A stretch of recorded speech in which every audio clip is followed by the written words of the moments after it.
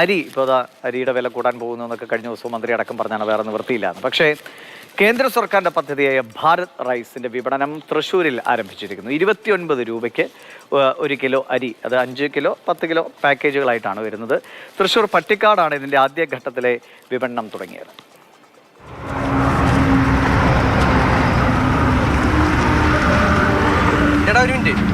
ചേട്ടാ എവിടെ നിന്ന് അരി വാങ്ങാറ്? ഞാനിവിടെ കടകളിൽ നിന്ന് എത്ര രൂപയ്ക്ക് വാങ്ങാറ്? റേഷൻ കടയിൽ നിന്ന് റേഷൻ അരി വാങ്ങാറ്. പച്ചവെള്ളം വാങ്ങുമ്പോൾ വില കൂടുതലുണ്ട്. പുറത്തുനിന്നുള്ളത് വാങ്ങുമ്പോൾ എത്ര രൂപയ്ക്ക്? 40 രൂപ കൂടുതൽ വരും കിലോ. ഇതിപ്പോൾ എത്ര രൂപ? ഇത് 29 രൂപ. 10 കിലോ വാങ്ങി. ഇതിപ്പോൾ എങ്ങനെയാണ് നിങ്ങൾക്ക് എത്രത്തോളം ഗുണം ചെയ്യുന്നത്? ഇത് നല്ല ഗുണം അയച്ചു വരും. ഭാരത് റൈസിന്റെ വിതരണം തൃശ്ശൂർ ജില്ലയിൽ ആരംഭിച്ചിരിക്കുകയാണ്. കേരളത്തിൽ ആദ്യമായി തൃശ്ശൂർ ജില്ലയിലാണ് ഭാരത് റൈസിന്റെ വിതരണം ആരംഭിച്ചിരിക്കുന്നത്.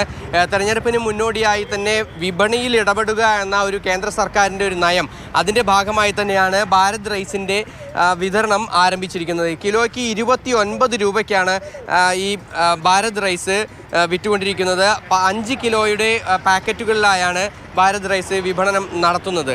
പ്രധാനമായും നമുക്കറിയാം, നമ്മുടെ വിപണിയിൽ പൊതുവിപണിയിൽ ഏകദേശം 40 രൂപയിലധികമാണ് അരിയുടെ വില എന്നുള്ള ഒരു സാഹചര്യമാണ് നിലവിൽ ഉള്ളത്. ഈ സാഹചര്യത്തിലാണ് ഇപ്പോൾ കേന്ദ്ര സർക്കാർ പദ്ധതി ഇവിടെ കേരളത്തിലും നടപ്പിലാക്കുന്നത്.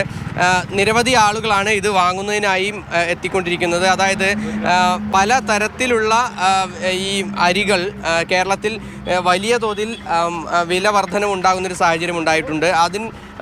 ആ ഒരു സാഹചര്യത്തിലാണ് ഇപ്പോൾ സപ്ലൈകോയ്ക്ക് പോലും വിപണി ഇടപെടലിൽ പരിമിതികൾ ഉണ്ടാകുന്നൊരു സാഹചര്യത്തിലാണ് ഇപ്പോൾ ഈ ഭാരത് റൈസ് വിപണിയിൽ എത്തിച്ചിരിക്കുന്നത്. ഇതോടുകൂടി കൂടുതൽ ആളുകൾക്ക് വില കുറവിന് അരി ലഭ്യമാകും എന്നുള്ളതാണ് ഉദ്ദേശിക്കുന്നത്. ഇപ്പോൾ തൃശ്ശൂർ ജില്ലയിൽ എത്ര സ്ഥലത്തുണ്ട്? തൃശ്ശൂർ ഇപ്പോൾ 10 വണ്ടി ഇട്ടുണ്ട്. 10 വണ്ടി ഇപ്പോൾ എല്ലായിടത്തും നല്ല രീതിയിലാണ് പോണത്.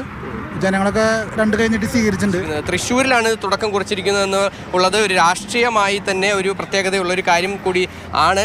കാരണം തൃശ്ശൂർ കേന്ദ്രീകരിച്ച് വലിയ പോരാട്ടങ്ങൾ, ഈ രാഷ്ട്രീയ പോരാട്ടങ്ങൾ നടക്കുന്നതിനിടയിൽ വിപണി ഇടപെടലിലൂടെ കൂടുതൽ ആളുകളുടെ അടുത്തേക്ക് എത്തുക, അതുപോലെ തന്നെ കേന്ദ്ര സർക്കാരിൻ്റെ പദ്ധതികൾ കൂടുതൽ ആളുകളിലേക്ക് എത്തിക്കുക എന്നൊരു ഉദ്ദേശം കൂടി ഇതിൽ ഉണ്ട് എന്നാണ് മനസ്സിലാക്കാൻ സാധിക്കുന്നത്.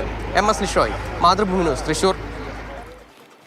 ലിഷോയ് തന്നെ നമുക്കൊപ്പമുണ്ട്. ലിഷോയ്, നമ്മുടെ നാട്ടിൽ എന്ത് വന്നാലും അതിനൊരു രാഷ്ട്രീയ വശവും മറ്റൊരു പോസിറ്റീവ് വശമുണ്ട്. പോസിറ്റീവ് വശം തീർച്ചയായും 29 രൂപയ്ക്ക് അരി കിട്ടുക, അത് ആളുകളെ സംബന്ധിച്ച് വലിയ കാര്യമാണ്. അപ്പോൾ അതിൻ്റേതായ ഗുണങ്ങളുണ്ടാകും. മറുവശത്ത് തൃശ്ശൂർ എങ്ങനെയാണ് ഇനി വരാൻ പോകുന്ന കുറച്ച് ദിവസങ്ങൾ അല്ലേ കൊടുമ്പിരി കൊള്ളാൻ പോകുന്നത് നമുക്കറിയാം. അപ്പോൾ അതുമായി ചേർത്ത് വായിക്കാം. എന്തായാലും ഇത് എത്രത്തോളം വേഗത്തിൽ ആളുകളിലേക്ക് എത്തും, എത്ര സ്റ്റോറുകളുണ്ടാവും, ഓൺലൈനിലൂടെ ലഭ്യമാണെന്ന് പറയുന്നു, അതൊക്കെ എങ്ങനെയാണ് ആളുകൾക്ക് പെട്ടെന്ന് കിട്ടുമോ ഇത്?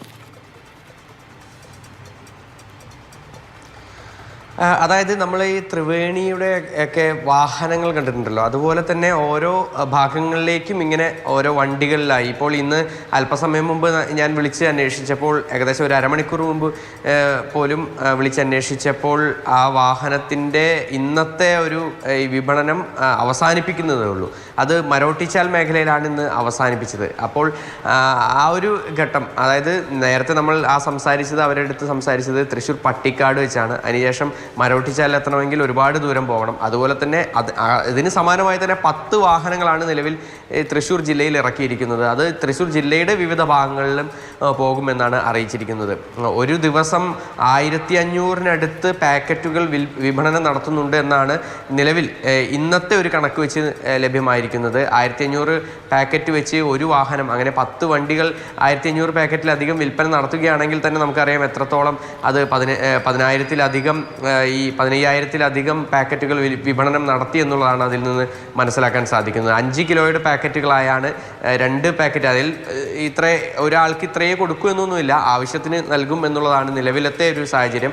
29 രൂപയ്ക്ക് വിപണിയിൽ 40 രൂപയിലധികമുള്ള അരിക്ക് 29 രൂപയ്ക്ക് ലഭ്യമാകുക എന്ന് പറയുന്നത് വലിയൊരു കാര്യം തന്നെയാണ്. പക്ഷേ അരിയുടെ എത്രത്തോളമാണ് നമ്മൾ ഉപയോഗിക്കുന്ന അരി തന്നെയാണോ, അതിൻ്റെ ഗുണനിലവാരം എങ്ങനെയാണ്, അതെല്ലാം തന്നെ ഇനിയിപ്പോൾ അത് ഉപയോഗിച്ചവരിൽ നിന്നുള്ളൊരു ഫീഡ്ബാക്ക് കൂടി ലഭിച്ചാലേ നമുക്ക് മനസ്സിലാവുകയുള്ളൂ. എന്തായാലും ഈ വിപണിയിലേക്കാൾ വില കുറവിന് ലഭ്യമാകുക എന്നുള്ളത് വലിയൊരു കാര്യം തന്നെയാണ്. അതിനോടൊപ്പം തന്നെ ചേർത്ത് വായിക്കേണ്ട ഒരു കാര്യം തന്നെയാണ് എന്തുകൊണ്ട് തൃശ്ശൂരിൽ ആദ്യം തുടങ്ങി എന്നുള്ളൊരു വിമർശനവും വരുന്നുണ്ട്. കാരണം തൃശ്ശൂരിനെ സംബന്ധിച്ചിടത്തോളം BJP ഏറ്റവും അധികം പ്രതീക്ഷ വയ്ക്കുന്ന ഒരു മണ്ഡലങ്ങളിലൊന്നാണ്.